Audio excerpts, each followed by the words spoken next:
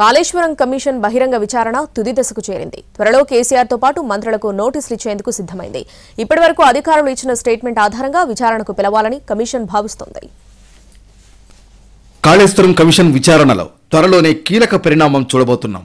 మాజీ ముఖ్యమంత్రి కేసీఆర్ తో పాటు మంత్రులు హరీష్ రావు, ఈటల రాజేందర్ను ప్రశ్నించనుంది కమిషన్.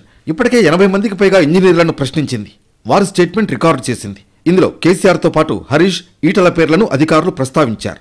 అదేవిధంగా తాజా మాజీ ఐఏఎస్ అధికారులను కూడా కమిషన్ విచారించింది.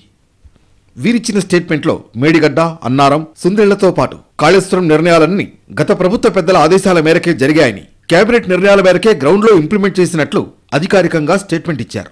ఇప్పటి వరకు స్పెషల్ చీఫ్ సెక్రటరీ రామకృష్ణారావు తప్ప మిగిలిన ఐఏఎస్ అధికారుల విచారణ పూర్తయింది.